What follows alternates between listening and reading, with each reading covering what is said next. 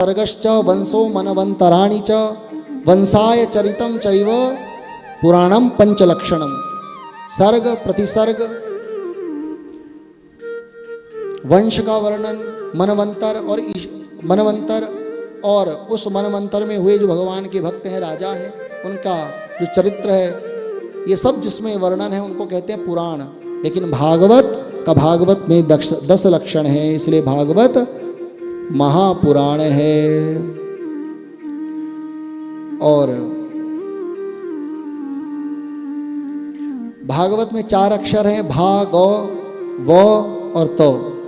भा शब्द का मतलब भाष्यते सर्व वेदेषु, ये भागवत समस्त वेदों का भाष्य है। सर्वोपनिषदाम सारा जाता भागवती कथा, सर्वोपनिषदाम सारा जाता भागवती कथा, समस्त उपनिषदों का सर्व वेदांत सारम ही श्रीमद् भागवतमिष्यते। समस्त वेदांत का, वेदों का जो अंतिम भाग है, वेदों में 3 कांड हैं। प्रथम कर्म कांड 80,000 मंत्र, मध्य में उपासना कांड 16,000 मंत्र और 4,000 मंत्र उपनिषद के, जिसको ज्ञान कांड कहा गया।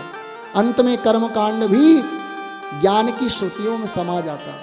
कहने का मतलब कर्म कांड से भी उद्धार नहीं होता। आगे कथा आएगी प्राचीन वर्ग ही की, जिनकी बुद्धि बहुत ज्यादा स्वाहा स्वाहा कर्म कांड में लगी है, वो भी भगवान को कर्मकांडी लोग प्राप्त नहीं कर सके। गोपियां क्योंकि कर्मकांडी थी, अभी मैंने वही बताया आपको। वो यज्ञ, वो ब्राह्मण बड़े बड़े कर्मकांडी, मथुरा के भगवान 2 किलोमीटर की दूरी पर कृष्ण बलराम खड़े हैं, लेकिन भगवान का तिरस्कार कर दिया, भगवान का दर्शन नहीं हुआ। और वो यज्ञ पत्नियां जो गवार थी, लेकिन उनको भगवान मिल गए। इसलिए ये भागवत समस्त उपनिषदों का वेदों का वेदांत का सार है। सर्वोपनिषदाम सारा जाता भागवती कथा, सर्व वेदांत सारम ही श्रीमद् भागवतमिष्यते। और अर्थोयम ब्रह्मसूत्राणाम सर्वोपनिषदामपि, गरुड़ पुराण, ब्रह्मसूत्र का भी ये अर्थ है। वेद व्यास जी ने वेदांत को समझने के लिए, उपनिषद को समझने के लिए 555 सूत्रों का ब्रह्म सूत्र लिखा। उसी ब्रह्म सूत्र कहाँ लिखा? तो कहा बद्रिका वन में, बद्रिका आश्रम में, बद्रीनाथ में, जहाँ बद्री अर्थात बेर के वृक्ष थे और केवल बेर खा करके ही व्यास जी ने वो ब्रह्म सूत्र लिखा। तब से उनका एक नाम पड़ गया बादरायण। भगवान व्यास जी का एक नाम है बादरायण, क्योंकि बेर खा करके ही उन्होंने ब्रह्म सूत्र की रचना की, जो उपनिषदों को समझने के लिए 555 का एक सूत्र है। तो ये ब्रह्म सूत्र का भी अर्थ है। और अर्थस्य ब्रह्म सूत्राणाम भारतार्थ विनिर्णया, ये महाभारत का भी अर्थ है। महाभारत के भी तात्पर्य का भागवत में निरूपण किया गया है। गायत्री भाष्य रूपोसौ, गायत्री मंत्र की व्याख्या भागवत है। गायत्री मंत्र की व्याख्या भी भागवत है। तो भागवत समस्त वेद वेदांत से लेकर के, गायत्री मंत्र से लेकर के सबकी व्याख्या, सबका सार भागवत है। सर्वोपनिषदाम सारा जाता भागवती कथा।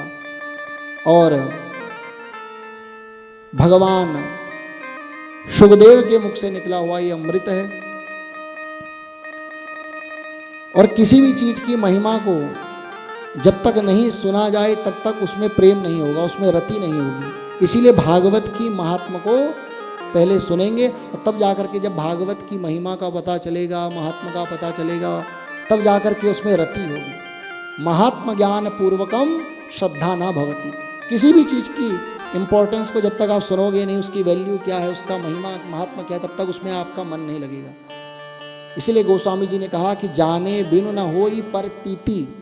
जब तक किसी वस्तु के बारे में जानोगे नहीं, उसकी प्रभुता के बारे में नहीं जानोगे, तो उसमें परतीति अर्थात विश्वास नहीं होगा। और बिनु परतीति हो ही नहीं प्रीति, और तब तक उसमें प्रेम भी नहीं होगा। विश्वास जब तक नहीं है तो उसमें प्रेम नहीं होगा। और प्रीति बिना नहीं भक्ति दिढ़ाई, और जब तक जिस वस्तु में प्रेम नहीं होगा तो उसमें भक्ति भी नहीं होगी। इसीलिए गोस्वामी जी कहते हैं कि जाने बिनु न होई परतीति, बिनु परतीति होई नहीं प्रीति, और प्रीति बिना नहीं भगति दृढ़। इसलिए पहले भागवत की महिमा को, भागवत के महात्मा को हम पढ़ेंगे। और भागवत में 4 अक्षर हैं, भा, गौ, व, तो। भा शब्द का अर्थ है भाष्यते सर्ववेदेषु, ये मैंने बताया। गीयते नारदादि भी, वदंति त्रिषु लोकेषु, और तो मतलब तरंती भवसागर। नारद, सनकादिक, सौनकादिक, सूत, बड़े बड़े ऐसे परम ऋषियों के द्वारा तीनों लोकों में जिसका गान किया गया, जो भवसागर से तारने वाली है, यही भागवत है। आइए भागवत के महात्मा में प्रवेश करेंगे। सच्चिदानंद रूपाय विश्व